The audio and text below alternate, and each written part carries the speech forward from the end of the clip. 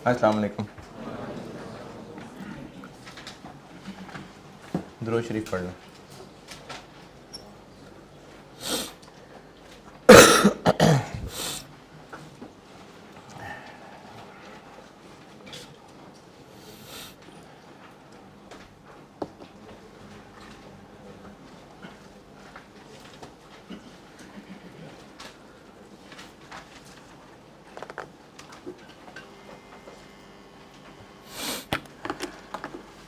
कल सवाल करा रहा था, एक वर्किंग्स की फिगर्स मुझे बताइएगा दोबारा।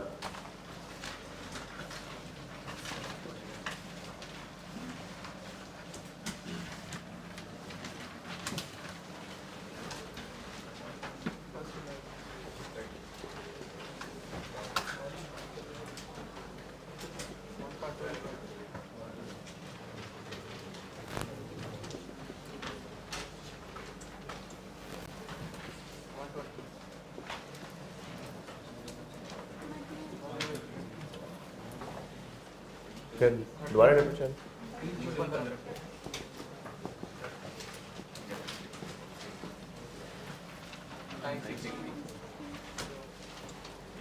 फिर 1 जुलाई 15,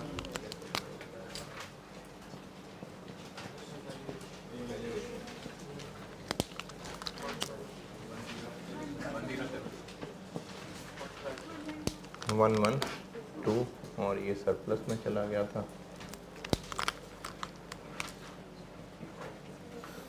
फिर 30 जून 16 डेप्रीसिएशन 134 और 14,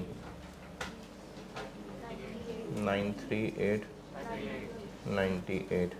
फिर 30 जून 17 डेप्रीसिएशन 134 और 14, 804 और 84। ये मेरा पाउंड लगेगा, गिरेगी।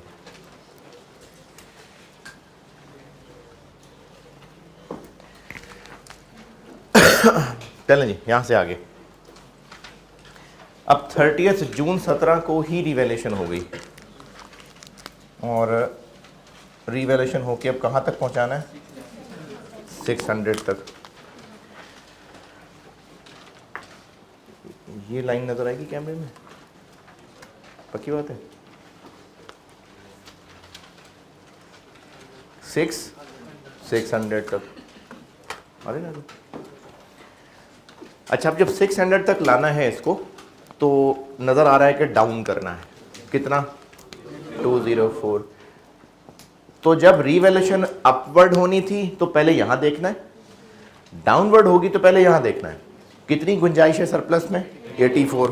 तो ये 84 सरप्लस को चार्ज हो जाएगा, और वो जो मजीद डाउन है 120, ये फिर P&L को चार्ज होगा, और सरप्लस हो गया ख़त्म। 30 जून 17 accumulated depreciation debit plant credit कितनी? ये तो ख़त्म हो गई हुई थी पहले ही, ये तो पिछली बार ख़त्म कर दी थी ना, बाकी रह गई थी ये कितनी? 268। तो accumulated depreciation debit plant credit 268,000।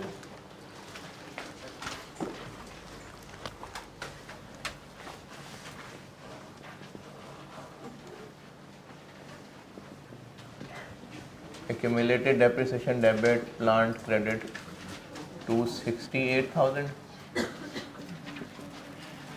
Accumulated depreciation जो उस वक्त मौजूद थी उसको ख़त्म करना है, तो वो यही थी बस, इससे पहले वाली तो ख़त्म कर दी थी। तो 268,000 से ये हो गई एलिमिनेशन,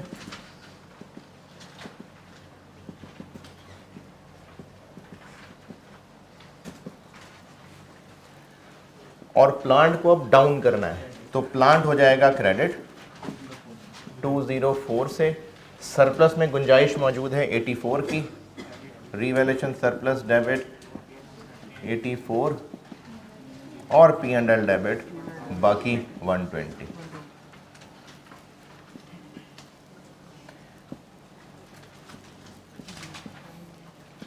अच्छा, ये ज़रूरी है कि सरप्लस ख़त्म ही होगा डाउनवर्ड होगी तो?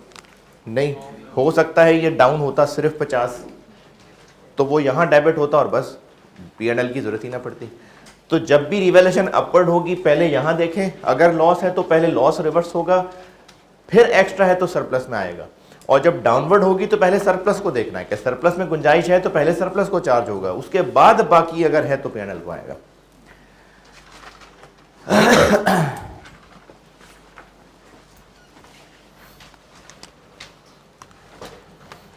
वर्किंग पहुंच गई 600, 0 और 120।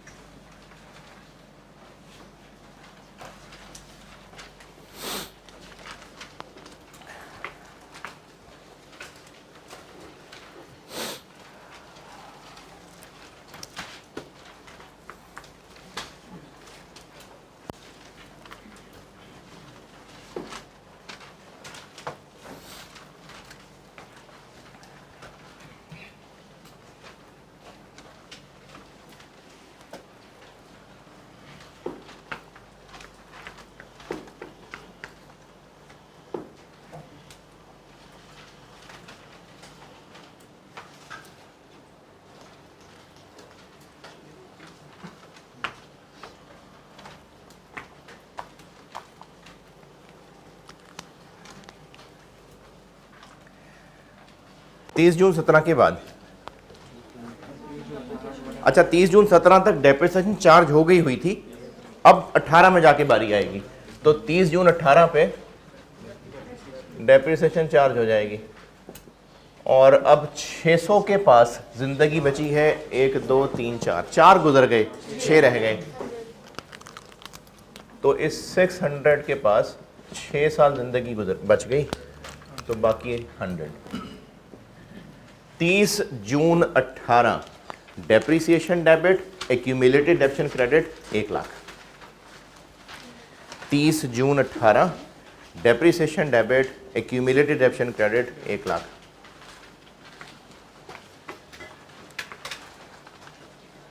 एंट्री बता रहा हूं, 30 जून 18 depreciation debit, accumulated depreciation credit 100,000।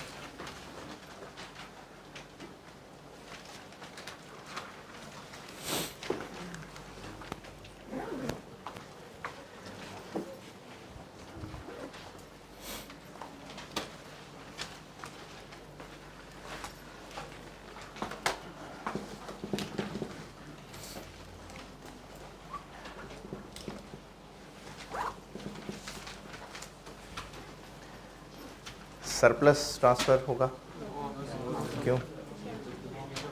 क्योंकि सरप्लस है ही नहीं, सरप्लस ही खत्म हो गया हुआ है, तो ट्रांसफर किसको करना है?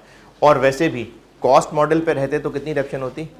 120, तो 120 से हो ही कम रही है, तो इसलिए 120 से जब कम हो रही है तो फिर सरप्लस ट्रांसफर भी नहीं करना, क्योंकि है भी नहीं सरप्लस। तो 30 जून 18 depreciation debit, accumulated depreciation credit 100।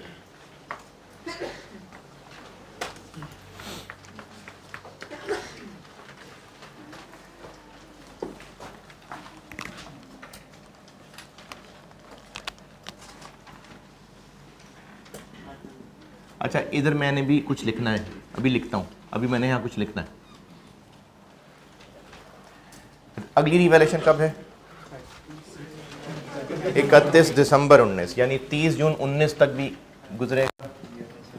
30 जून 19 डेप्रिसिएशन चार्ज होगी, यही 100। यहाँ कुछ लिखना है मैंने भी, इसको छोड़ा भी नहीं, जगह छोड़ी है। 30 जून 19 depreciation debit, accumulated depreciation credit 1 lakh. 30 जून 19 depreciation debit, accumulated depreciation credit 1 lakh.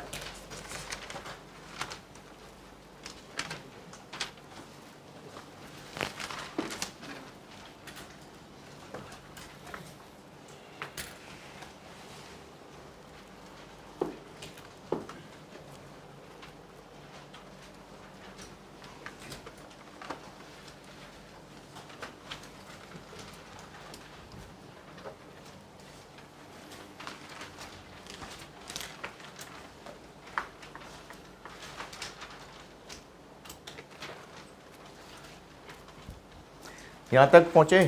30 जून 2019 depreciation debit, accumulated depreciation credit.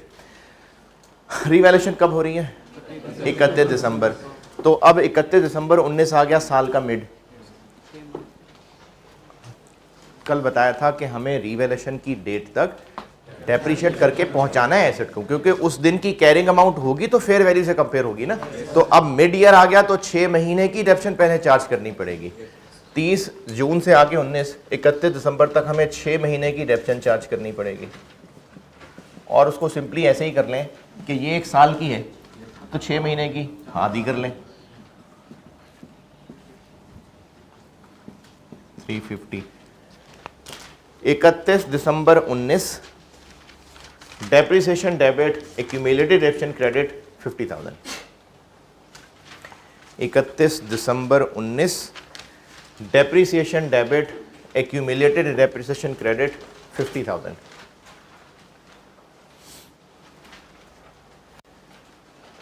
31 दिसंबर 19 depreciation debit, accumulated depreciation credit 50,000।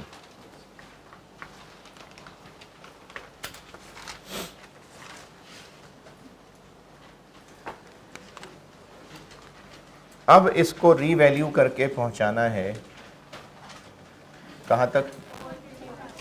455 तक। 455 कितना बढ़ाना है? 105। चलें यहां तक पहुंचे, फिर समझाता हूं ये।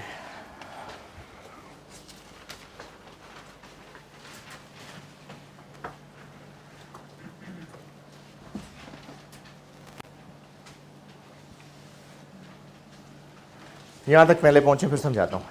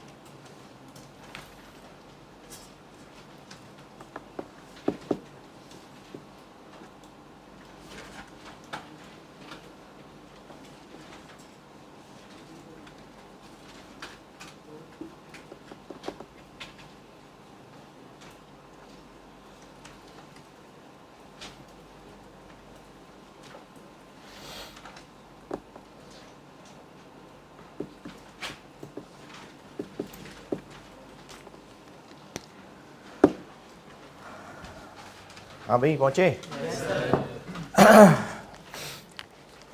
ये डेप्रिसिएशन सब खत्म कर दी थी, एक्यूमुलेटेड डेप्रिसिएशन नहीं, एक्यूमुलेटेड डेप्रिसिएशन सब रिवर्स कर दी थी। यहां तक तो सब साफ हो गया था। अब उसके बाद डेप्रिसिएशंस ये हैं जो एलिमिनेट करने वाली हैं। 250, तो 250,000 31 दिसंबर 19 accumulated depreciation debit, plant credit 250,000।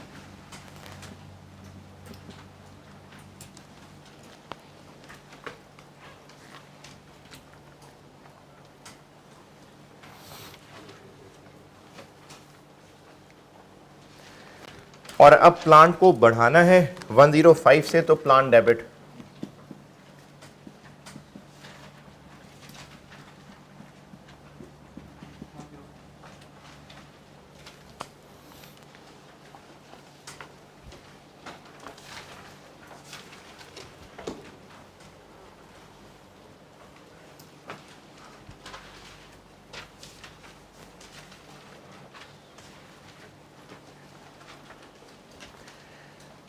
Credit क्या होगा? अब चूंकि अपवर्ड है तो पहले हमें देखना पड़ेगा लॉस तो नहीं चार्ज हुआ था, तो हाँ चार्ज तो हुआ था। अच्छा अब इसकी एक रीज़न समझें। FR1 बहुत पुराना हो गया, भूल भाल गए, इसकी रीज़न दोबारा समझाता हूँ। और रीज़न समझाने का मकसद सिर्फ और सिर्फ नॉलेज है। करना कैसे है वो यहाँ पर एक फार्मूला बना दूंगा। यदि मैं आपको जो बात अभी समझाने लगा हूँ ना, वो समझा रहा हूँ नॉलेज के लिए। जिस तरह से समझाऊंगा कि आपको सवाल में वैसे ही कैलकुलेट करना पड़ेगा, नहीं, ज़रूरत नहीं है। मैं यहाँ पर आपको एक कैलकुलेशन बना दूंगा, एंड रिजल्ट वो आ जाएगा जो समझाने लगा। तो जो समझा रहा हूँ वो नॉलेज के लिए, करना क्या है वो टेबल संभाल लेता है। जब एसेट हम खरीदते हैं तो खर्चा करते हैं ना, ये बात जो समझा रहा हूं ना ये नॉलेज के लिए, मेनली नॉलेज के लिए कि आप समझें बात को कि होने क्या लगा है। जब हम एसेट खरीदते हैं तो खर्चा होता है ना। और कल मैंने एक बात समझाई थी कि एक्सपेंस और एसेट हैं तो दोनों खर्चे। एक्सपेंस वो खर्चा जिसके बेनिफिट हम यूज़ कर चुके, और एसेट वो जिससे बेनिफिट भी फ्यूचर में लेना है। तो है तो एसेट खर्चा, लेकिन मैचिंग कॉन्सेप्ट ये है कि इसको एक्सपेंस तब बनाएं जब इससे बेनिफिट मिल जाए। और ये जो हम लोग PPE पढ़ रहे हैं, प्रॉपर्टी प्लांट इक्विपमेंट, इससे बेनिफिट बस 1 साल मिलता है नहीं, ओवर अ पीरियड उसकी पूरी यूजफुल लाइफ में मिलता है, उसको कहते हैं यूजफुल लाइफ है। तो चूंकि उसका बेनिफिट ओवर अ पीरियड मिल रहा होता है, तो मैचिंग कॉन्सेप्ट ये है कि उसका एक्सपेंस भी ओवर दैट पीरियड जाना चाहिए। उस एक टुकड़े को हम डेप्रिसिएशन कहते हैं। अच्छा ये टुकड़ा, ये जो एक्सपेंस बन रहा है, ये किस चीज को एक्सपेंस बना रहे हैं? जो खर्चा किया था। तो लॉजिकल बात है, जो खर्चा है उसी ने एक्सपेंस बनना है। जब हम रिवैल्यूएशन मॉडल पे चले गए, अच्छा प्लांट खरीदा कितने का था? जब रिवैल्यूएशन मॉडल पे चले गए तो प्लांट को हम बढ़ा दिया, ये 1/12 से बढ़ा दिया, क्या खर्चा और बढ़ गया? ये सारी बातें जो बताने लगा ना, इसको अभी फिलहाल सिर्फ नॉलेज के लिए कॉन्सेप्ट समझने की कोशिश करिएगा। करना क्या है? करना तो ये है जो सामने लिखा हुआ। ये एसेट को हमने बढ़ाया, इसकी वैल्यू बढ़ गई, क्या खर्चा और हो गया? नहीं, खर्चा तो और नहीं हुआ। लेकिन वैल्यू बढ़ाने से, रिवैल्यूएशन मॉडल पे होने की वजह से डेप्रिसिएशन एक्सपेंस बढ़ गया। डेप्रिसिएशन पहले 1/20 चार्ज हुआ करती थी, और 1/20 ही लॉजिकल होनी चाहिए थी क्योंकि खर्चा ही 12 लाख का था। तो 12 लाख का खर्चा 10 साल पे फैलाना है तो 1/20। लेकिन रिवैल्यूएशन मॉडल होने की जो हमें खुशी हो रही थी कि वैल्यू बढ़ गई, तो उसके फिर असरात तो होने थे। तो डेप्रिसिएशन एक्सपेंस ज्यादा आने लग गया। कितना ज्यादा? असल खर्चे से कितना ज्यादा? 14,000। डेप्रिसिएशन एक्सपेंस ज्यादा आया तो प्रॉफिट कम आया। इनकम स्टेटमेंट का एंड रिजल्ट, प्रॉफिट कम आया, कितने से? 14 से। और ये प्रॉफिट बैलेंस शीट में कहां जाना था? रिटेन अर्निंग्स में जाके ऐड होना था, रिटेन्ड अर्निंग्स। तो वो जो 14,000 की प्रॉफिट में कमी आई, वो रिटेन अर्निंग में भी रह गई। तो रिटेन अर्निंग में कमी आ गई, और रिटेन अर्निंग्स को देख के तो लोग खुश हुआ करते हैं कि कल को डिविडेंड मिलेगा। तो IAS 16 ने अलाउ किया कि वो जो कमी आ गई है आप उसको पूरा कर लें। तो उसको पूरा करने के लिए क्या किया कि सरप्लस से 14,000 निकाल के रिटेन अर्निंग में डाल दिए। सरप्लस से 14,000 निकाले, रिटेन अर्निंग्स में डाल दिए। वो जो रिटेन अर्निंग्स में कमी आ गई थी वो 14,000 वहां पूरे कर दिए। ये 14 वहां पूरे किए। जब रिवैल्यूएशन डाउनवर्ड हुई ये, तो उससे डेप्रिसिएशन एक्सपेंस कम हो गया। खर्चा तो हमारा वही 12 लाख ही था, लेकिन रिवैल्यूएशन डाउन होने की वजह से, एक तो ये कि जब रिवैल्यूएशन अप हुई थी तो उसको इनकम क्यों नहीं बना लिया था? क्योंकि रियलाइज नहीं हुआ था। ये बात दोबारा सुने, जब एसेट की वैल्यू बढ़ी तो इसको हमने अपना प्रॉफिट क्यों नहीं मान लिया? क्योंकि कुछ रियलाइज नहीं हुआ। ये तो वैसे ही बस मार्केट में वैल्यू बढ़ गई, देख के हम खुश हो गए। तो ऐसे खुश होके इनकम थोड़ी बना लेते हैं। तो उसको हमने इनकम नहीं बनाया, सरप्लस में रख लिया। ये कुछ प्रूडेंस कॉन्सेप्ट का नाम सुना है बचपन में? प्रूडेंस कॉन्सेप्ट समझदारी का कॉन्सेप्ट होता है। इसकी समझदारी का कॉन्सेप्ट मैं ऐसे अक्सर समझाया करता हूँ स्टूडेंट्स को कि आपका पेपर अच्छा हो जाए ना, तो अभी शोर ना मचाएं कि पेपर पास है, पेपर पास है, रिजल्ट का इंतजार कर लें। लेकिन पेपर बुरा हो जाए तो शोर मचा दें कि बस इस दफा नहीं होना पास। ये समझदारी है। तो अगर हालात अच्छे हैं तो रिजल्ट का इंतजार कर लें, अभी उसको इनकम ना बनाएं। लेकिन हालात बुरे हो गए तो रिजल्ट का इंतजार ना करें, अभी से लॉस मान लें। तो इसलिए जब डाउनवर्ड हुआ तो हमने उसको लॉस मान लिया, एक्सपेंस बना दिया। अच्छा, एक्सपेंस P&L में आया कितना 120। उसका असर ये पड़ा कि डेप्रिसिएशन कम चार्ज होने लग गई। जाग रहे हैं? डेप्रिसिएशन कम चार्ज होने लग गई। ये सारी कहानियां नॉलेज के लिए चल रही हैं अभी। क्या एसेट की वैल्यू डाउन होने का मतलब था कि एसेट में कोई फिजिकल नुकसान खराबी आ गई? नहीं, बस मार्केट के हालात चेंज हो रहे थे।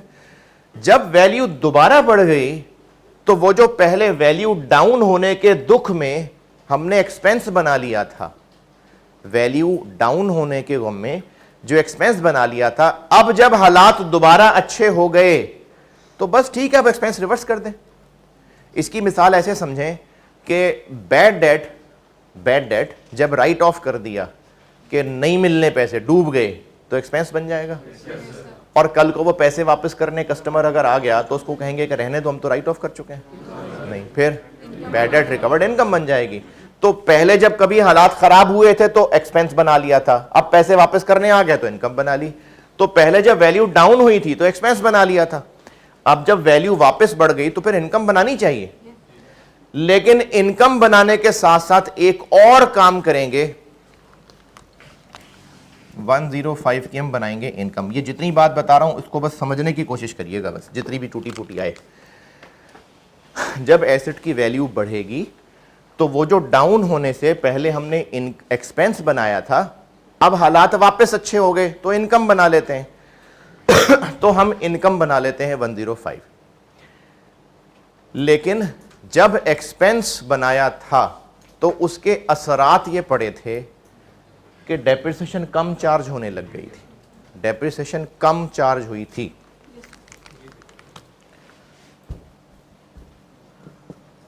$120 एक्सपेंस बनाया था ना, अभी इस 105 को छोड़िए, 120 एक्सपेंस बनाया था, हम इसको रिवर्स कर देते हैं, इनकम बना लेते हैं।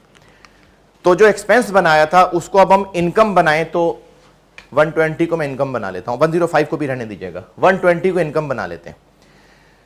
अच्छा, जब कोई बाहर शोर मचा, कोई लड़ाई हो गई, कोई दंगा हो गया, कोई हमला हो गया, दुश्मनों ने हमला कर दिया या दलदला आ गया तो छुप गए, टेबल के नीचे छुप गए, दीवार के साथ लग गए, कमरे में हिलजुल हुई, कुछ चीज़ें नीचे गिर गई। अब थोड़ी देर बाद एहसास हुआ नहीं कोई हमला नहीं हुआ, मैं पटाखा ही बाहर बना था। दोबारा खड़े हुए, अब हालात बिल्कुल नॉर्मल हो गए, तो जो कमरे की चीज़ें गिर गई थी उनको भी उठा के ठीक कर दे।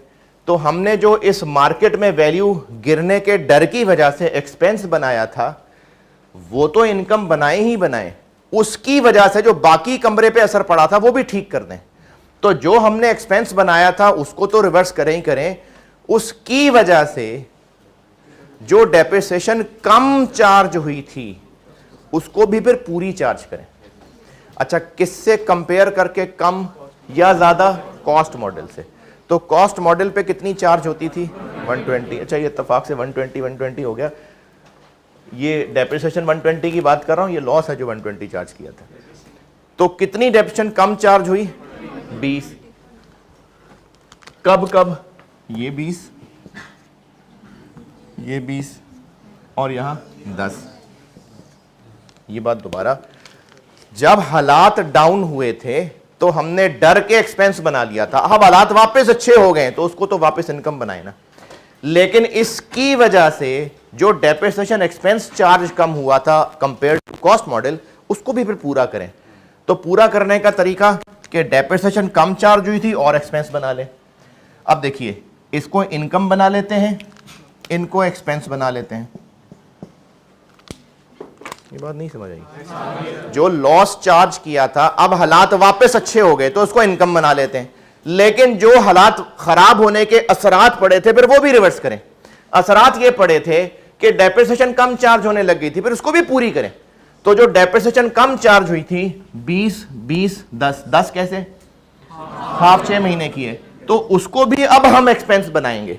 तो इसको इनकम बना लेते हैं, इसको एक्सपेंस बना लेते हैं। तो ऐसा करते हैं कि इनको नेट करके एक्सपेंस इनकम बना लेते हैं। जो हमने लॉस चार्ज किया था वो अब हालात अच्छे होने पे इनकम बना लेते हैं, और जो उसके असरात पड़े थे कि डेप्रिसिएशन कम चार्ज हुई थी उसको भी फिर अब पूरा कर लेते हैं। तो अब नेट शक्ल ये बनी कि ये इनकम बनानी है, ये मजीद एक्सपेंस बनाना है, तो अलग अलग करना है, नेट करके 70 को इनकम बना लेते हैं। तो ये 70 वो बात है जो मैंने कल लिखी थी कि जितना लॉस P&L को चार्ज हुआ था, net of under charge depreciation, ये है जो P&L में क्रेडिट होगा, इतना P&L में क्रेडिट होगा। और इसके लिए कॉन्सेप्ट तो ये है, आप टेबुलर वर्किंग में ऐसे कर लें कि जिस तरह इस कॉलम से क्या नेट करता जा रहा था मैं, ओवरचार्ज डेप्रिसिएशन, तो इस कॉलम से अंडर चार्ज डेप्रिसिएशन को नेट करते जाते हैं। उससे फायदा ये होगा कि यहां 70 हमें ऑटोमेटिकली बचा नजर आ रहा होगा। तो इस वर्किंग से क्या करें, जब भी रिवैल्यूएशन अपवर्ड हो, पहले देखें लॉस वाले कॉलम में कुछ है, लॉस वाले कॉलम में कुछ है, अगर है तो पहले वो रिवर्स करें, बाकी सरप्लस में लेके जाएं, और अगर नहीं है तो सारा सरप्लस में ले जाएं। और जब डाउनवर्ड हो तो देखें सरप्लस कॉलम है या नहीं, अगर है तो पहले उसको चार्ज करें, और खत्म हो जाए फिर P&L पे जाएं। रिवैल्यूएशन अपवर्ड पहले लॉस कॉलम को देखना है, रिवैल्यूएशन डाउनवर्ड पहले सरप्लस कॉलम को देखना है। रिवैल्यूएशन अपवर्ड पहले लॉस कॉलम को देखना है तो वो रिवर्स कर दें, बाकी सरप्लस, नहीं है तो सारा सरप्लस। रिवैल्यूएशन डाउनवर्ड पहले सरप्लस कॉलम को देखना है, जितना है वहां चार्ज होगा, थोड़ा है तो बाकी फिर P&L को चार्ज होगा। रिवैल्यूएशन अपवर्ड पहले लॉस कॉलम, अगर है तो उसको खत्म, बाकी सरप्लस, और अगर नहीं है तो सारा सरप्लस। और रिवैल्यूएशन डाउनवर्ड पहले सरप्लस वाले कॉलम को देखना है। तो अब ये 31 दिसंबर 19 की ये जो मैंने कॉन्सेप्ट बताया था, ये सिर्फ कॉन्सेप्ट है। एक रिकैप फिर सुन लें, जो लॉस चार्ज हुआ था वैल्यूज गिरने से, मार्केट में हालात के खराब होने से डर के एक्सपेंस बनाया था, अब जब हालात वापस अच्छे हो गए तो हम उसको इनकम बना लेंगे, और उसके जो असरात पड़े थे फिर उनको भी रिवर्स करेंगे। क्या असरात पड़े थे, डेप्रिसिएशन थोड़ी चार्ज हुई थी, फिर उनको भी हम और चार्ज करेंगे। तो फिर नेट एक ही काम कर लेते हैं कि इतनी इनकम बनानी है, इतना मजीद एक्सपेंस बनाना है, तो नेट इतनी इनकम बना लेते हैं। तो ये 70 कॉन्सेप्चुअली हो गया, और आप सवाल में इसको ऐसे कर लें तो डबल एंट्री बन जाएगी, प्लान डेबिट 105 से, P&L क्रेडिट 70 से,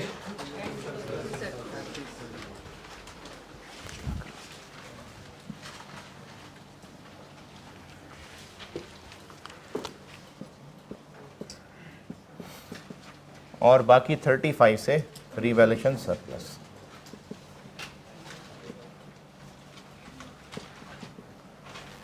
ये तीसरी वाली रिवैल्यूएशन।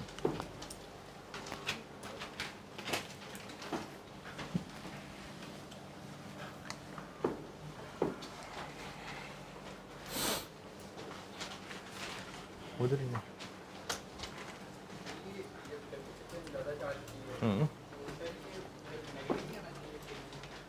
कहां पर, असल में तो मकसद है इसको नेट करना, तो मैंने चूंकि लॉस को नेगेटिव लिखा हुआ था इसलिए ये पॉजिटिव लिख दिया। बात सिर्फ इसको नेट करने की है, आप नेगेटिव लिख लें। यहां पर भी देखो ना, मैं इनको सिर्फ नेट कर रहा था, इधर भी मैं नेट कर रहा हूं, तो इसलिए ब्रैकेट नहीं लगाया कि नेट कर लूं।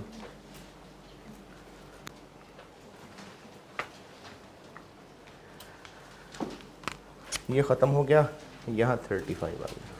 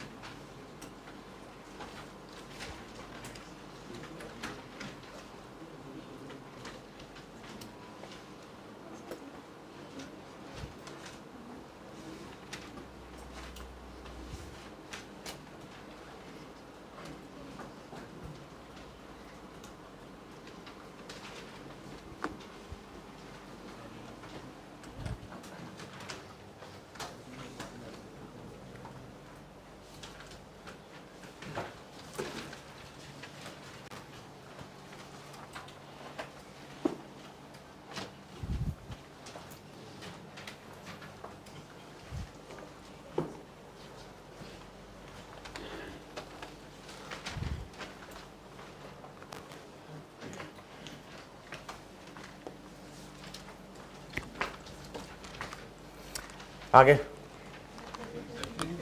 30 जून 20, देखें ईयर एंड आएगा तो डेप्शन तो चार्ज करनी है, तो अब 30 जून 20 पे आ जाते हैं।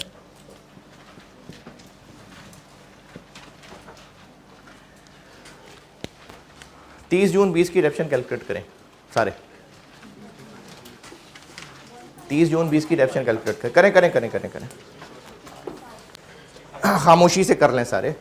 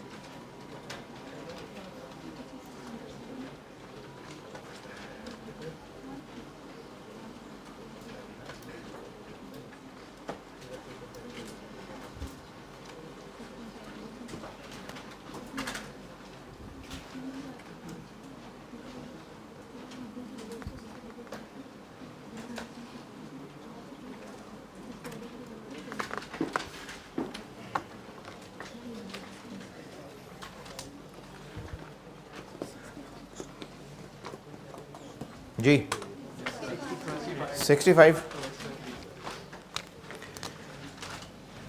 455 के पास कितनी जिंदगी बची है?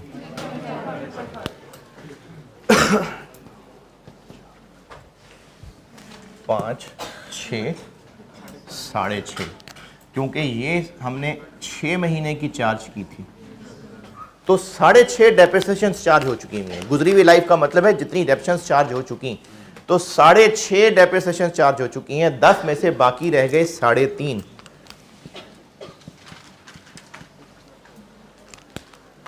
ये 3.5 ना किसी को समझ आया?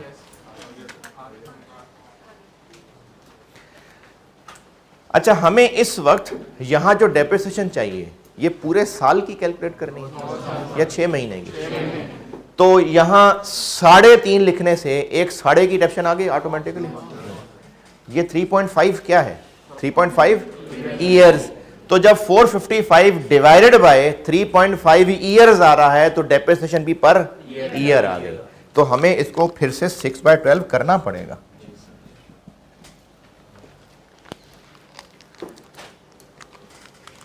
देखें, हमने ना 2020 की 6 महीने की कर ली थी डेप्रिसिएशन चार्ज, अब बाकी 6 महीने की डेप्रिसिएशन चार्ज करनी है। तो 455 को जब 3.5 से डिवाइड करेंगे तो ये तो पूरे साल की डेप्रिसिएशन निकलेगी। पूरे साल की क्यों निकलेगी, इस पे कोई जरा सी भी परेशानी एतराज? जब आप 3.5 साल से डिवाइड कर रहे हैं, साल से डिवाइड कर रहे हैं, तो डेप्रिसिएशन पर ईयर निकल रही, पर साल। हमें 6 महीने चाहिए, इसलिए 6/12 करना पड़ रहा है। कितना बना? 65। अच्छा, अब चूंकि सरप्लस आ गया है तो फिर डेप्रिसिएशन ट्रांसफर का भी मौका बन गया है। दोनों तरीकों से कैलकुलेट करना बताता हूं। कितने अरसे की है ये? 6 महीने की। कॉस्ट मॉडल पे रहते तो कितनी डेप्रिसिएशन हुआ करती थी? 120 और 6 महीने की 60। कितनी हो रही है? तो 5 एक्स्ट्रा है ना, ये वो 5 है जो ट्रांसफर हो जाएगी।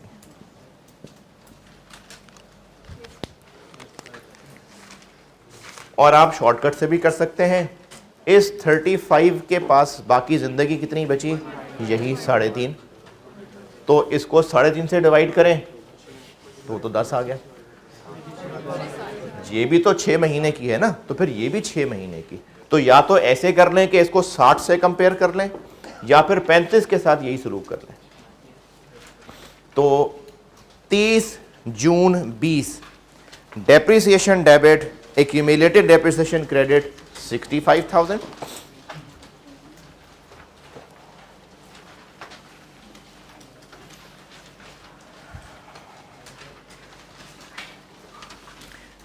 जून 20 depreciation debit accumulated depreciation credit 65,000 और 30 जून 20 revaluation surplus debit retained earnings credit 5,000।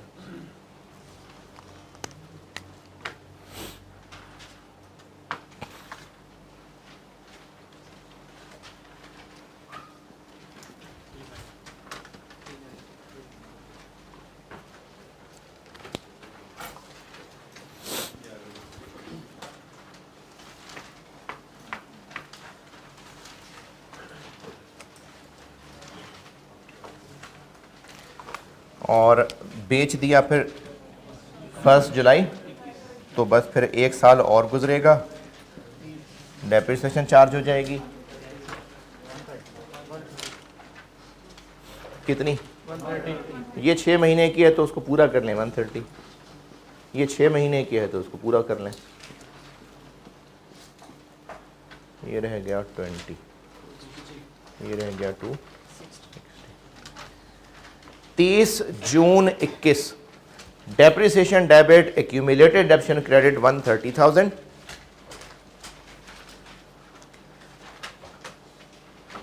30 June 21 depreciation debit accumulated depreciation नहीं sorry revaluation surplus debit retained earnings credit 10,000।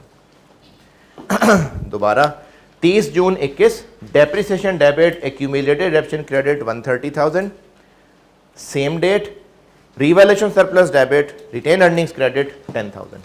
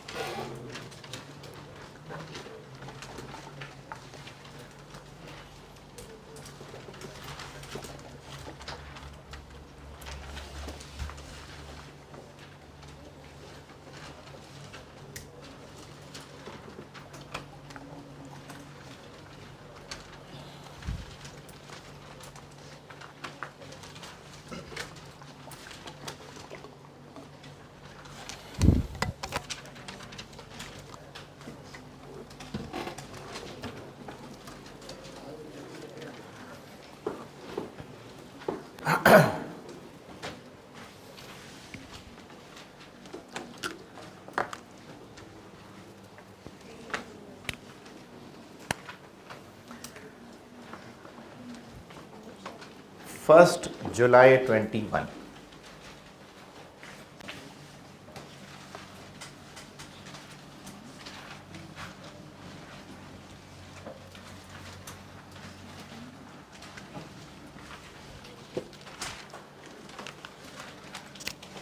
1 July 21 asset बेचते हैं तो एंट्री होती है कैश डेबिट। कितने का बेचा? 275,000। और जो एसेट होता है उसको बुक्स में से निकाल देते हैं, उसकी एक्यूमुलेटेड डेप्रिसिएशन डेबिट हो जाती है और एसेट हो जाता है क्रेडिट। प्लांट बुक्स में कितने पे है?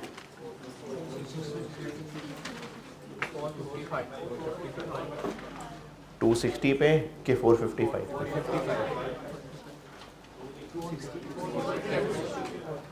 455 पे कि 260 पे? 455 पे। देखें, जब हम रीवैल्यू करते हैं तो एक्यूमुलेटेड को खत्म करके plant credit, plant net book value पे आ जाता है। इस एंट्री के बाद, इधर ये वाली एंट्री के बाद अपने नोट्स देख लीजिएगा, प्लांट कितनी वैल्यू पे आ गया अकाउंट में? 455। ये जो अभी रिवैल्यूएशन की है, प्लांट अकाउंट में कितना बैलेंस आ गया? 455। अब अपना रजिस्टर देख लें, इसके बाद प्लांट में मजीद कोई डेबिट क्रेडिट किया? अभी जो रिवैल्यूएशन की एंट्रीज की, रिवैल्यूएशन की एंट्री की ना, plant debit 105, surplus credit 35, P&L credit 70, उस एंट्री के बाद प्लांट अकाउंट में कितना बैलेंस आ गया? 455। तो उस एंट्री के बाद जो आगे 2-3 एंट्रीज और की हैं, उनमें कहीं प्लांट डेबिट क्रेडिट किया है? तो प्लांट अकाउंट में अभी भी कितना बैलेंस आ रहा है? 455। ये तो वैसे वर्किंग नेट करके कर रहा हूं मैं, तो प्लांट के अकाउंट में 455 ही आ रहा है। और इसके लिए याद रखने वाली बात यह है कि एक्यूमुलेटेड डेप्रिसिएशन का अकाउंट जब अलग बन रहा होता है तो एसेट के अकाउंट में या कॉस्ट आ रही होती है या आखिरी वाली रीवैल्यूड अमाउंट आ रही होती है। अगर एक्यूमुलेटेड डेप्रिसिएशन का अकाउंट अलग बन रहा है तो वो अलग अकाउंट बन रहा है, एसेट अकाउंट में फिर नेट थोड़ी आ रहा होगा। तो या तो उसमें कॉस्ट आ रही होगी अगर कॉस्ट मॉडल है, और अगर रिवैल्यूएशन मॉडल है तो आखिरी वाली रिवैल्यूड अमाउंट आ रही होगी। तो प्लांट अकाउंट में 455 आ रहा होगा तो 455 से ही क्रेडिट होगा। और एक्यूमुलेटेड में कितना बन गया हुआ है? 195।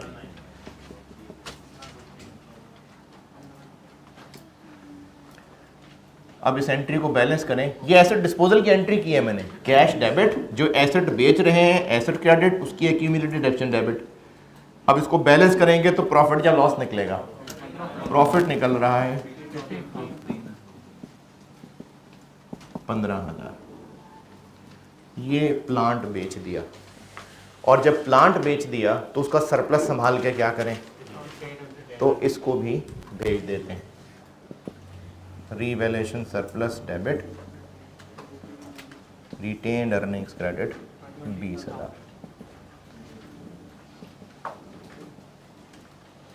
जी नहीं, अकाउंट अलग बन रहा है ना। देखें, जब एक्यूमुलेटेड का अकाउंट अलग बन रहा है तो फिर वो अकाउंट अलग है। ये दोनों अलग अलग अकाउंट बन तो हमने बनाए तो है एक्यूमुलेटेड का अकाउंट अलग, तो उसको फिर बुक्स में से उसको भी तो निकालना ही है ना। तो एसेट भी खत्म करते हैं, उसकी एक्यूमुलेटेड भी खत्म करते हैं, दो अकाउंट अलग अलग बन रहे हैं।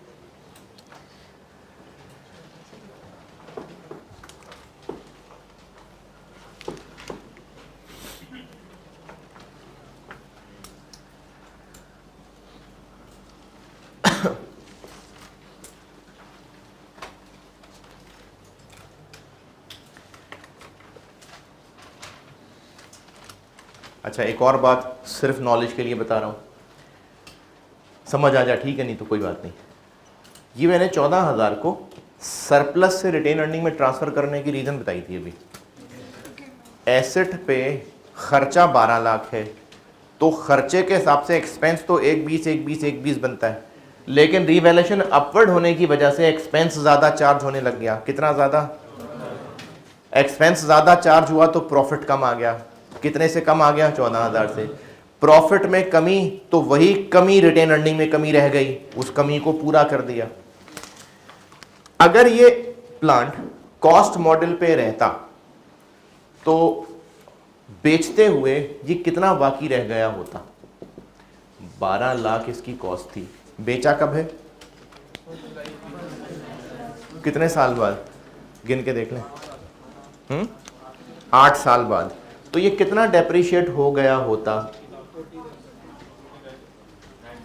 कितना रह गया होता? 240।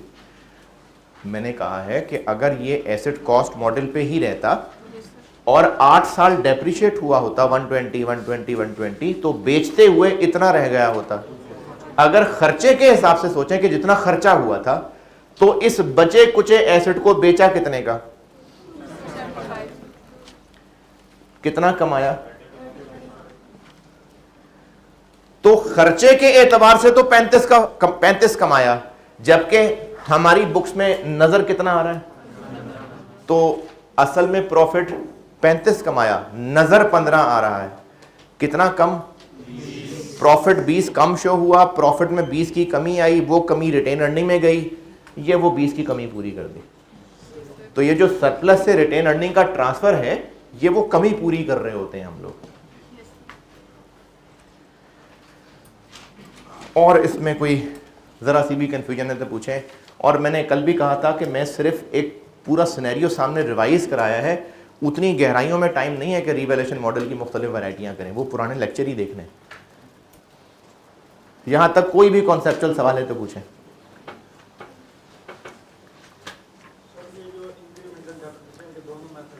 जी जी,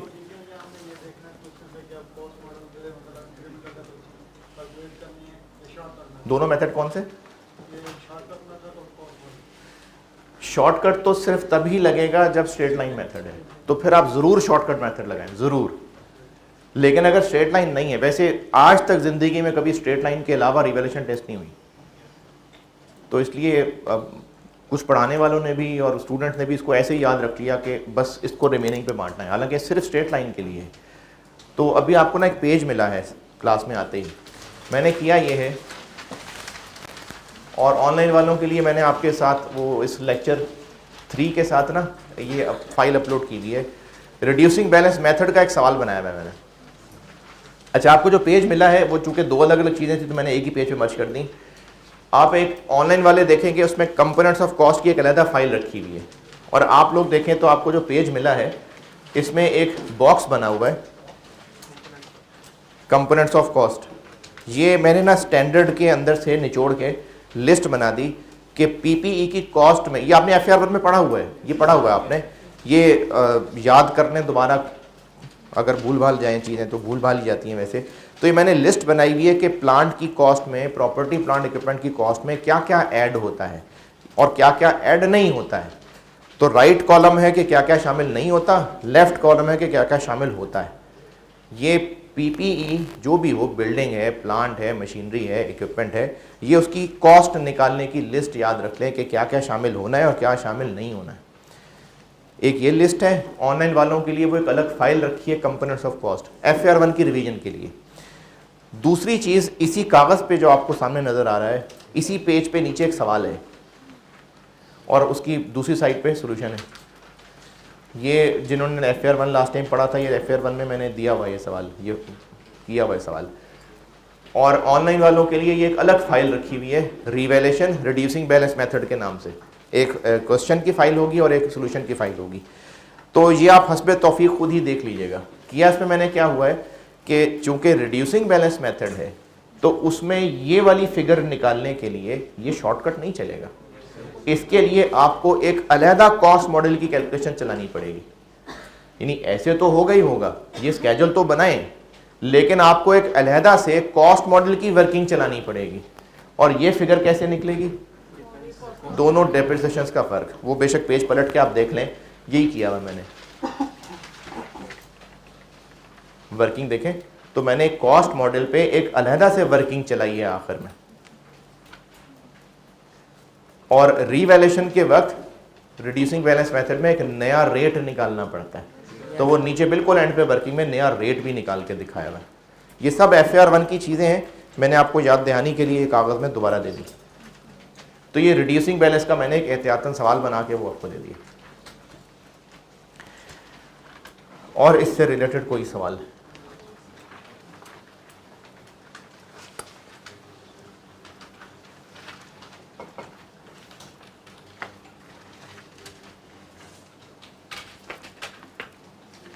चलें फिर एक बात इसमें और सुन लें, वो भी बहुत अखीर, सिर्फ नॉलेज के लिए, ज़्यादा टेंशन नहीं लेनी उस बात की।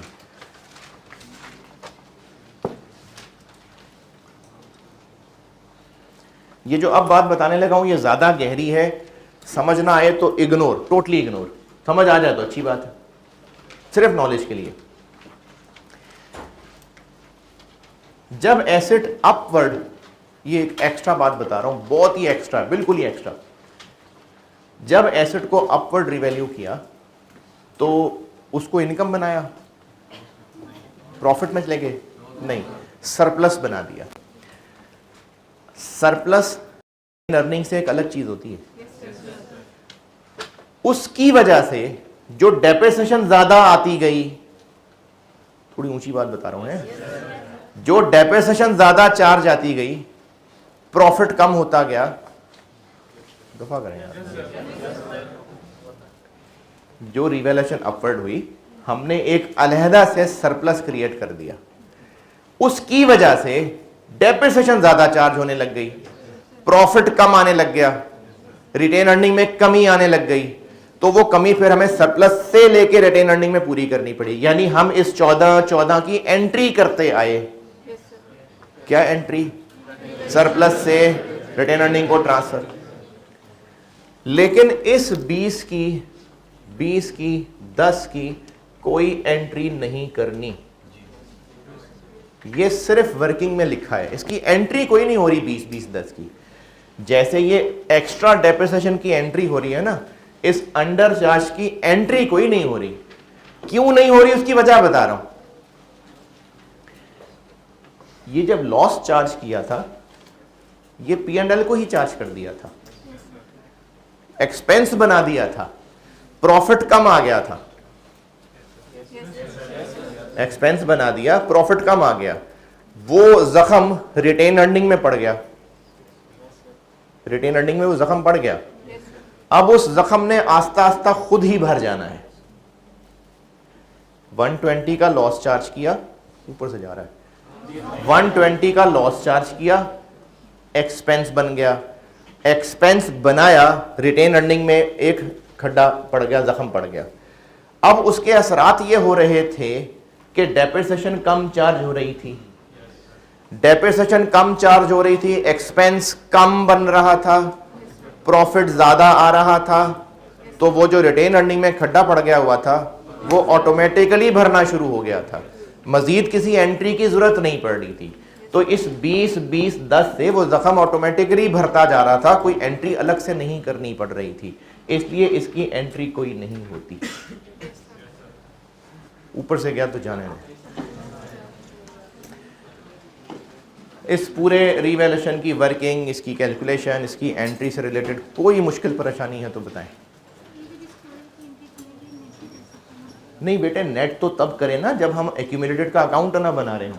हमने सवाल में बनाया तो है एक्यूमुलेटेड का अकाउंट, जब अलहदा अकाउंट चल रहा है तो उसको तो डालेंगे डिस्पोजल में। जब एसेट को हम बुक्स में से निकालेंगे तो एक्यूमुलेटेड का भी तो बंदोबस्त करना है ना। हाँ हाँ जी जी बिल्कुल बिल्कुल। और कोई सवाल?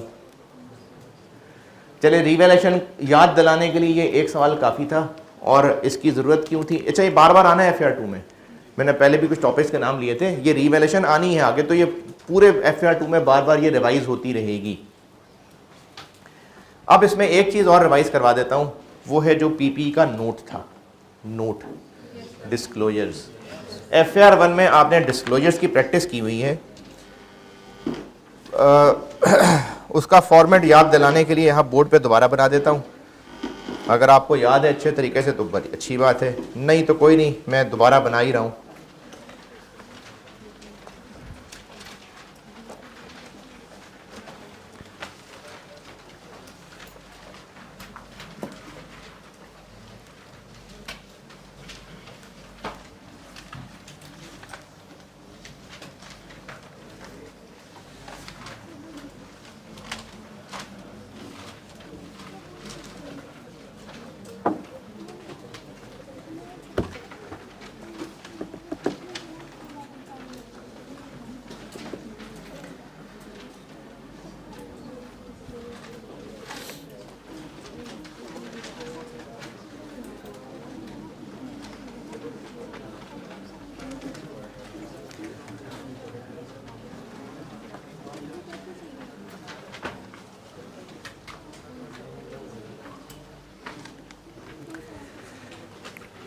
अच्छा, मैं नोट का फॉर्मेट बनाता हूँ, उससे पहले एक बात सुन लें। जिन लोगों ने मुझसे पहले पढ़ा हुआ है, मुझे जानते हैं, मेरी क्लास की एक्टिविटीज़ या अदर क्लास एक्टिविटीज़ को समझते हैं, उनको आइडिया है। बाकी नए लोगों के लिए मैं थोड़ा वेट किया करता हूँ वैसे तो, कि कुछ 7-8-10 दिन गुजर जाएं, वो आपको पता चल जाए कि हाँ अकाउंटिंग ही पढ़ानी है, थोड़े मोहब्बत के जज्बात बन जाएं, खुलूस नज़र आ जाए, उसके बाद ये बताया करता हूँ। लेकिन अभी चूँकि मेरे पास टाइम नहीं है और मैं इस रमज़ान के महीने को जो है वो चाहता हूँ कि कुछ उसका फ़ायदा बन जाए। तो मैं ना अभी तीसरी क्लास में, आप अभी कोई इम्प्रेशन ही नहीं बन सका, अभी आपको मोहब्बत ही नहीं मुझसे हो सकी। तो अच्छा, मैं ना कोशिश किया करता हूँ कि आप लोग मुझसे अकाउंटिंग तो सीखें, लेकिन चूँकि हम अल्हम्दुलिल्लाह मुसलमान हैं और जैसे भी टूटे फूटे सही, लेकिन अंदर कहीं ना कहीं ईमान मौजूद है। इस बात का एहसास ज़रूर है कि गुमराही में ज़िंदगी गुजर रही है, गलती का एहसास ज़रूर है, बेशक अमल में नहीं आ रहा, लेकिन अंदर कुछ ना कुछ है। तो कोशिश ये होती है मेरे बच्चों कि इस क्लास में ना कोई एक छोटी सी एक्टिविटी चलती रहे, जिससे कहीं ना कहीं कतरा कतरा करता गिरता रहे, दस्तक होती रहे, और शायद इस 4 महीने के सेशन में किसी के अंदर कोई तब्दीली आ गई हो। और उसमें मैं क्लास में तो एक हदीस सुनाता ही हूँ रोज़। वो शुरू में थोड़ी लेट किया करता था, लेकिन अभी चूँकि रमज़ान आ गया है तो मैं जल्दी शुरू करना चाह रहा हूँ। रमज़ान में इनफेक्ट शुरू करूँगा। इसके अलावा थोड़ा सा झंझोड़ने के लिए, चीज़ों को लॉजिकली समझाने के लिए, हिदायत तो अल्लाह के हाथ में है, लेकिन समझाने के लिए मैं कॉलेज में बयान भी रखा करता था, और उसके लिए कोशिश भी यही करता था कि वो टॉपिक्स जो आप लोगों को हिट भी करें। जैसे यहाँ तक कि मैंने ये लव मैरिज अरेंज मैरिज पे भी बयान किया हुआ है, फिर जो है वो लड़का लड़की दोस्ती पे भी बयान किया हुआ है, फिर मैंने इसके अलावा जो है वो बॉयज़ स्पेसिफिक ख़राबियों पे भी बयान किया हुआ है, तो इस तकदीर पे बयान किया हुआ है। तो इस तरह से कोशिश होती थी कि बच्चों को जो मसाइल इस वक्त, उस तरह से मोटिवेशन कुछ कर सकूं।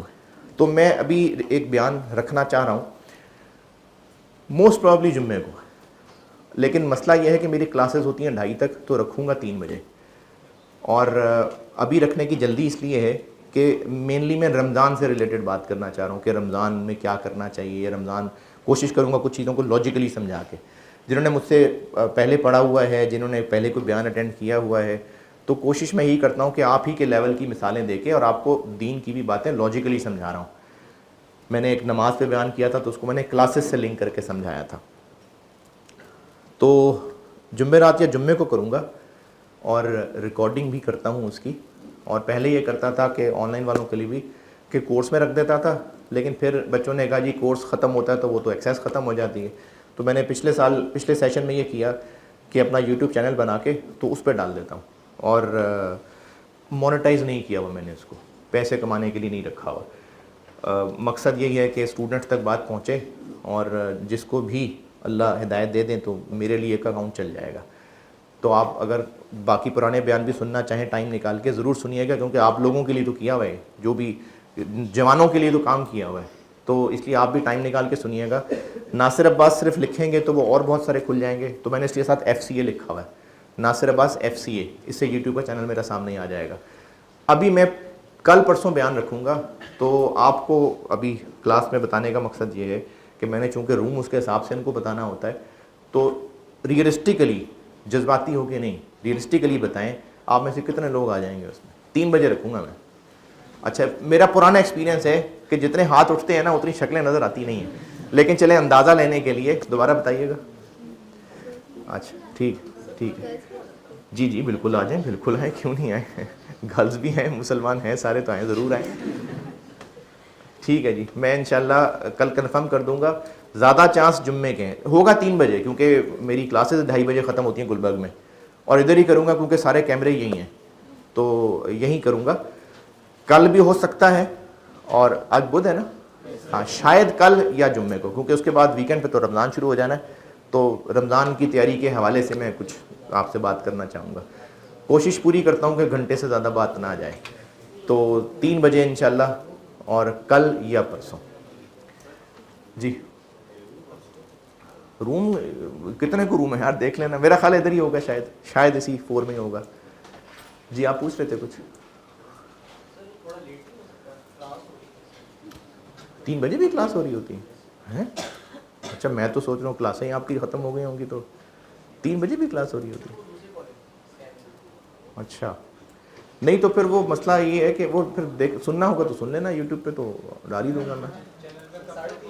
हैं यार, ये मुझे वीडियो मैं अगले दिन ले लूँगा इनसे, और उसके साथ ही अपलोड में लगा दूँगा, हफ्ते को हो जाएगा, अगले दिन हो जाएगा। बाकी इंशाल्लाह मैं जो हदीस है उसको ज़िंदगी में क्लास में शामिल कर लूँगा, रमज़ान से ही कर लेंगे। लेकिन नए लोगों के लिए जो पहली दफ़ा मुझसे पढ़ रहे हैं, पढ़ाऊँगा अकाउंटिंग पढ़ेंगे। चार्टर्ड अकाउंटेंट ही हूँ, CAE कराने के लिए आपको आया हूँ, और वो चलेगा काम ज़रूर इंशाल्लाह, उसमें कोई कमी नहीं रहेगी।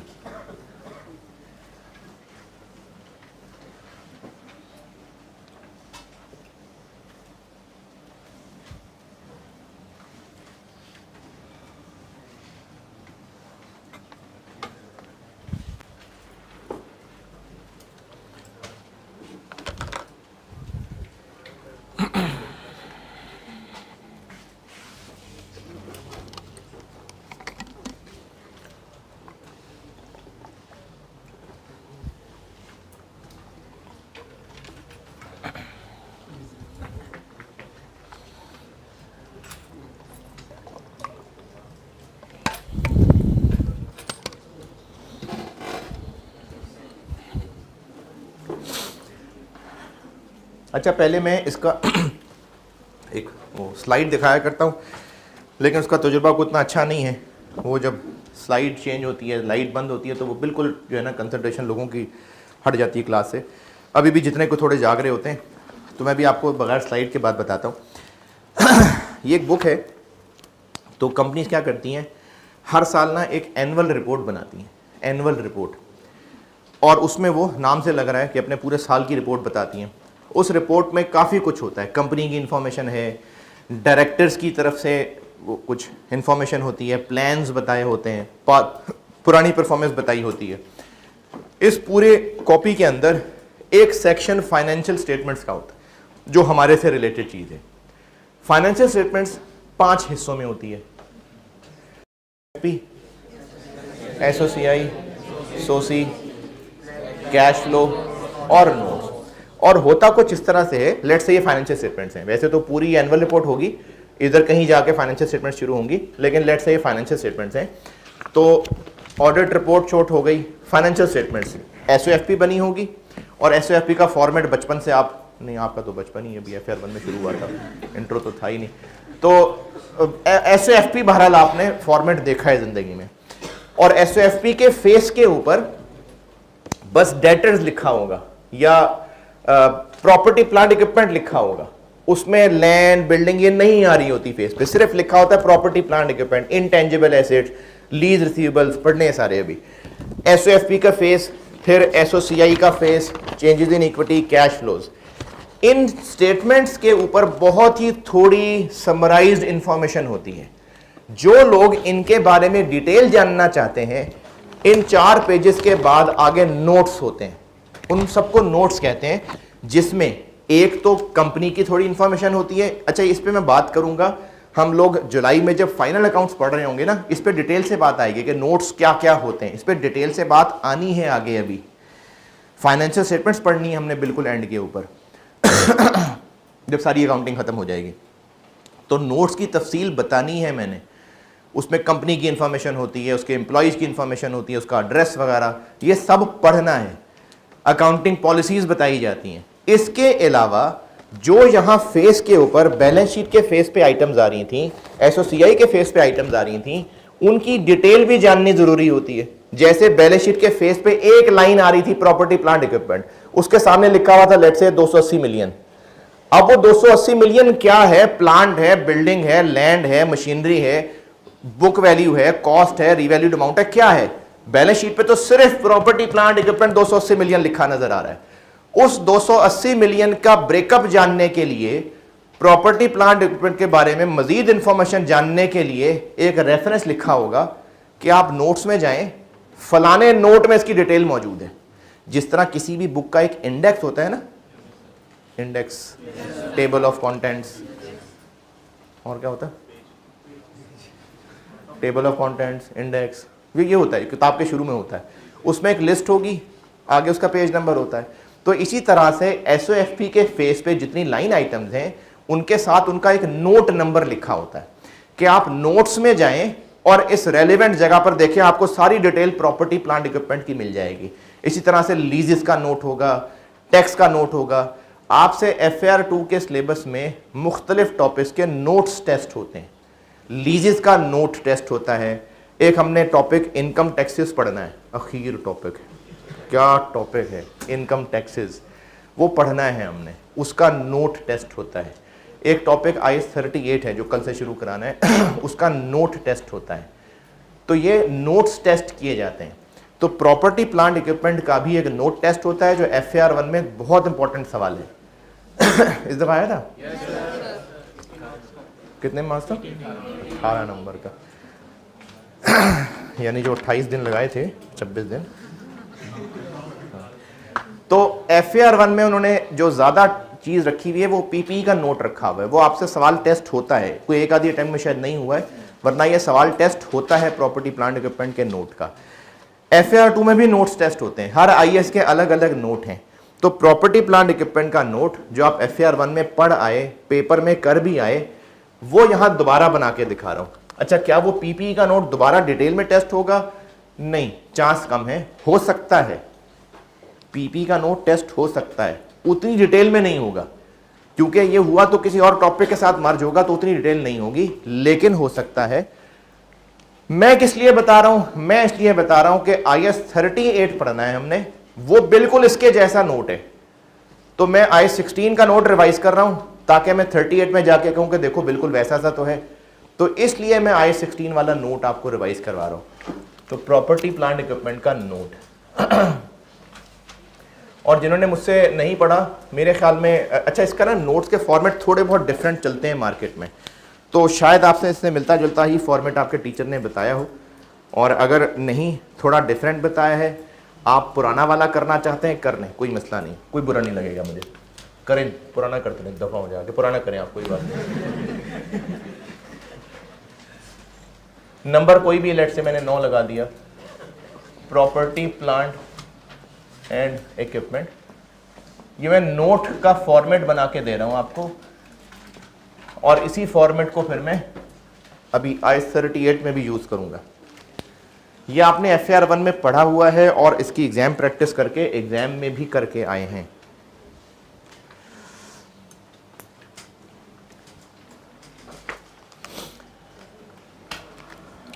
अच्छा, अब मैं इसको थोड़ा सा बढ़ा रहा हूं, ये चीज आपने FAR1 में नहीं की होगी जो अब बता रहा हूं।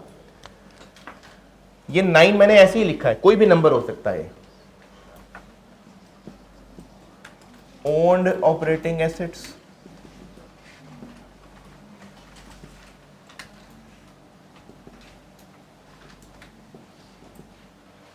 लीज्ड ऑपरेटिंग एसेट्स, ये हमने अब पढ़ना है कि ये लीज्ड एसेट्स क्या होते हैं।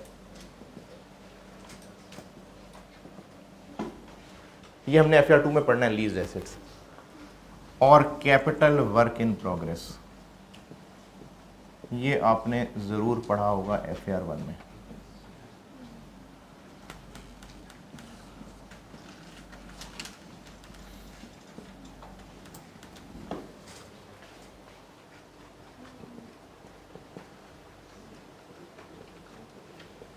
ये फिगर है जो SOFP के फेस पे आ रही होती है। प्रॉपर्टी प्लांट इक्विपमेंट ये टोटल है, ये इसके 3 टुकड़े हो गए, ओन्ड ऑपरेटिंग एसेट्स अलग हो गए, लीज्ड अलग हो गए, कैपिटल वर्क इन प्रोग्रेस अलग हो गया।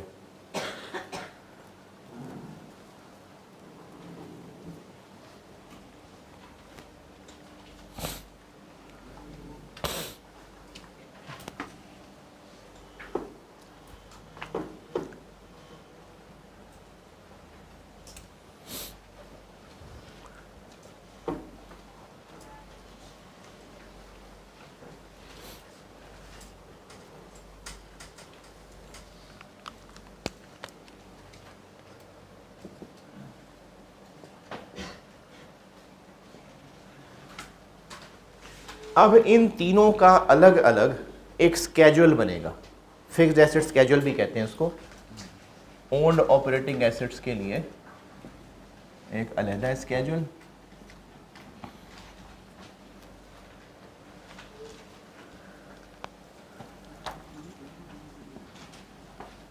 ये स्केड्यूल वही है जो आपने FAR1 में पढ़ा है, मैं बना देता हूं दोबारा।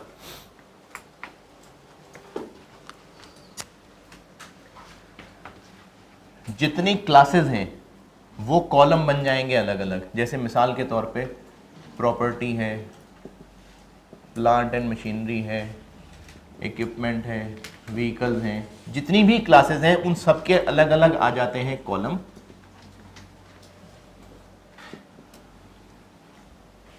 जितनी क्लासेस उतने अलग अलग कॉलम। और दो अलग अलग सेक्शन बनते हैं। एक होता है कॉस्ट का या रिवैल्यूड अमाउंट, उसको कॉस्ट स्लैश रिवैल्यूड अमाउंट भी कह सकते हैं, और उसको ग्रॉस कैरिंग अमाउंट भी कह सकते हैं। ग्रॉस का मतलब है इसमें से भी एक्यूमुलेटेड नेट नहीं हुई। एक ये सेक्शन है जिसमें आता है ओपनिंग बैलेंस,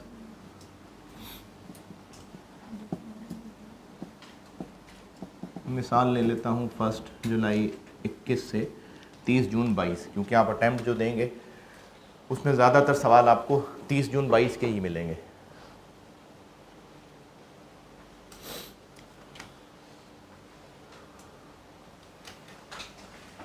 एडिशन और क्या होता है, डिस्पोजल है,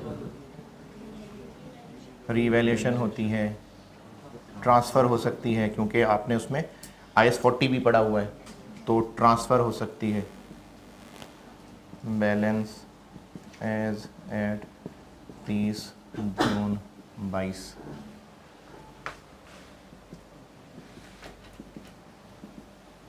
एडिशन है तो वो उसमें प्लस लिखी होती है, डिस्पोजल है तो इसमें नेगेटिव लिखते हैं, रीवैल्यूएशन पॉजिटिव नेगेटिव कुछ भी हो सकती है। एक को मैं कर देता हूँ रीवैल्यूएशन पे, प्रॉपर्टी को। ट्रांसफ़र पॉजिटिव नेगेटिव कुछ भी हो सकता है।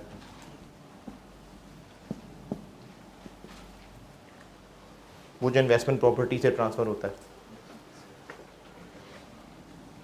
और इनमें सबका क्लोजिंग बैलेंस आ जाएगा।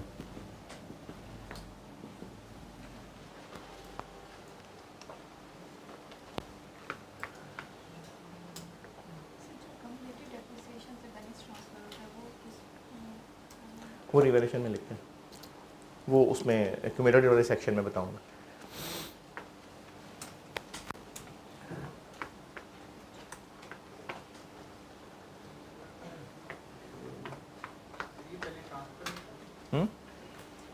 क्या पहले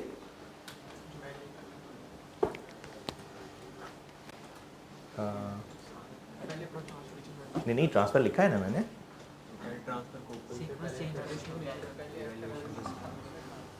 FR 1 में नहीं था, नहीं था।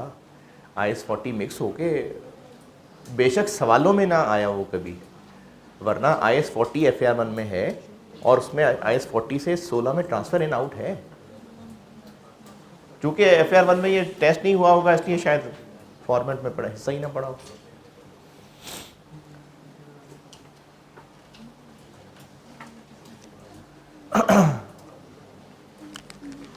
ये एक सेक्शन होता है एसेट का अकाउंट, ये टेक्निकली एसेट का अकाउंट है, ये डेबिट क्रेडिट है उसके अंदर। और दूसरा सेक्शन होता है इसी के नीचे एक्यूमुलेटेड डेप्रिसिएशन और इम्पेयरमेंट लॉस का।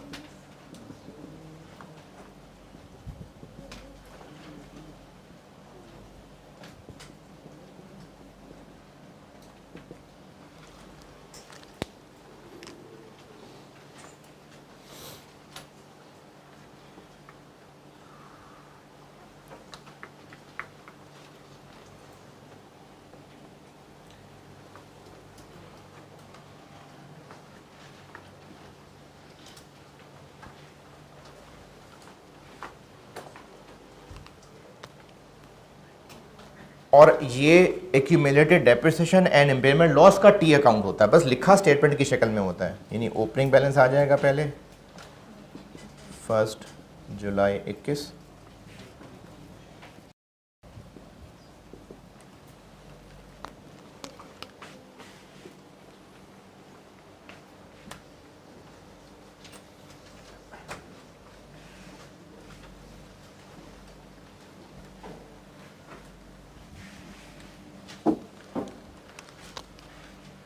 Depreciation for the year,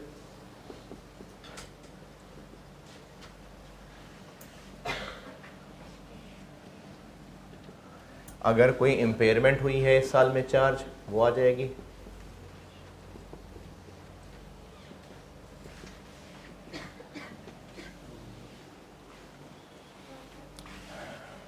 revaluation आ जाएगी।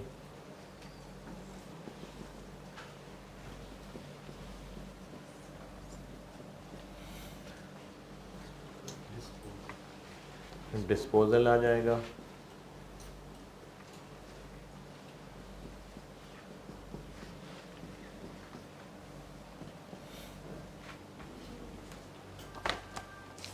अगर IS40 के कॉस्ट मॉडल से ही कॉस्ट मॉडल में आ रहा है तो यहाँ भी ट्रांसफ़र आ सकता है, और ये हो जाएगा क्लोजिंग बैलेंस।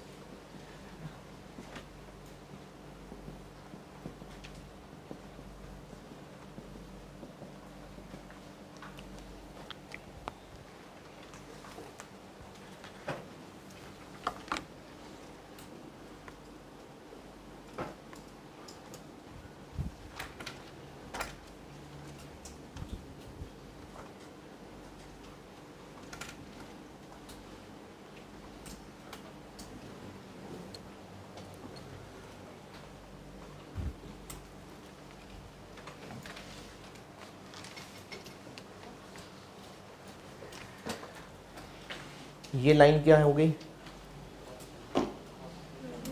एसेट अकाउंट का क्लोजिंग बैलेंस, ये एक्यूमुलेटेड का क्लोजिंग बैलेंस। इन दोनों क्लोजिंग को नेट करेंगे तो ये बन जाएगी नेट कैरिंग अमाउंट।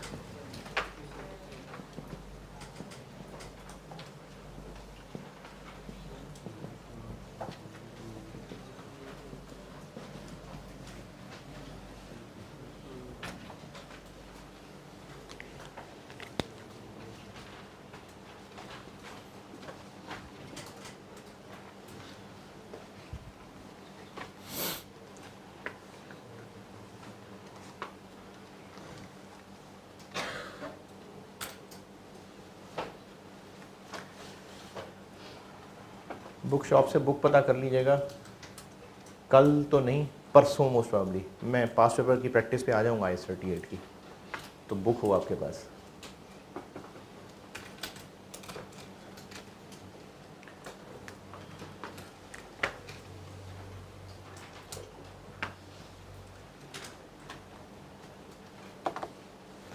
अच्छा, ये हो गया रुपीज़ वाला पोर्शन। इसके अलावा इसमें 3 इंफॉर्मेशन और आती हैं, वो भी चूंकि क्लासेस की बतानी होती हैं तो उसको स्केड्यूल का हिस्सा बनाना ही बेहतर रहता है।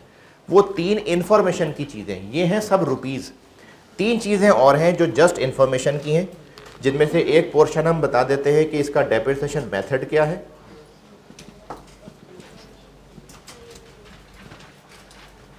मिसाल लिख रहा हूँ मैं, straight line method, reducing balance method, आर्स मेथड, ये मैंने मिसाल लिखी है।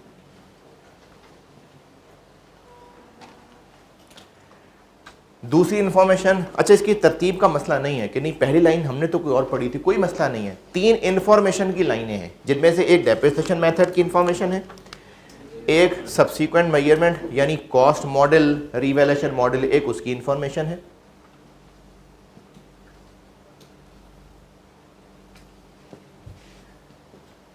रिवैल्यूएशन मॉडल, कॉस्ट मॉडल,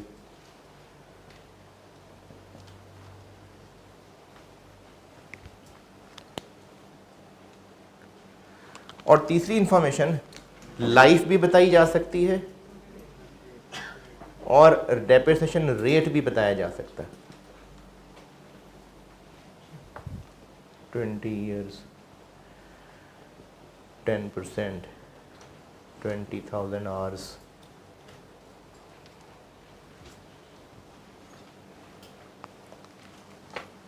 ये होता है स्केड्यूल। इसमें रुपीज़ वाला पोर्शन है, 2 सेक्शन है, एसेट का सेक्शन है, एक्यूमुलेटेड का सेक्शन है, उनका नेट हो गया, और 3 इंफॉर्मेशन की चीज़ें हैं, डेप्रिसिएशन मेथड, मॉडल कौन सा है, और यूजफुल लाइफ। यूजफुल लाइफ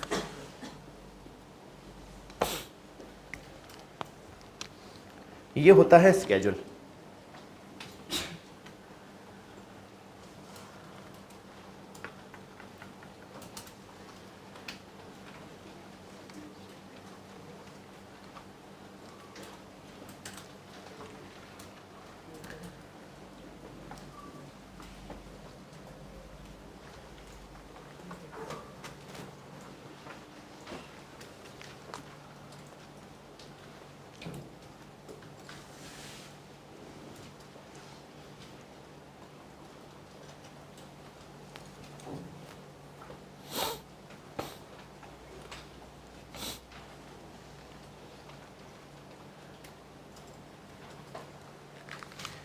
और दोबारा बना के देने की बजाय बस वैसे ही बता रहा हूँ, इसी तरह का स्केड्यूल लीज एसेट्स के लिए भी बनता है। लीज एसेट्स हमने पढ़ने ही है क्या होते हैं,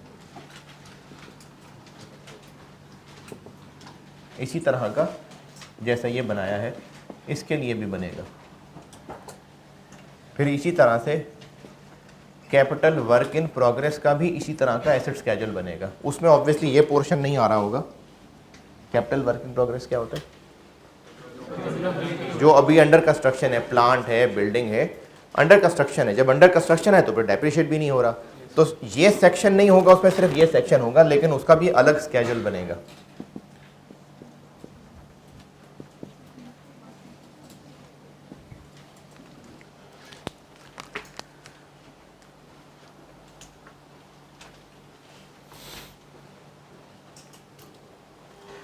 इसके अलावा भी इसमें और चीज़ें हैं, वो फिर इंशाल्लाह मैं कल पूरी करता हूँ। कल मैं ऑफिशियली FAR 2 शुरू करूँगा और IS 38 से इंशाल्लाह शुरू करेंगे। ठीक है जी, अल्लाह हाफ़िज़।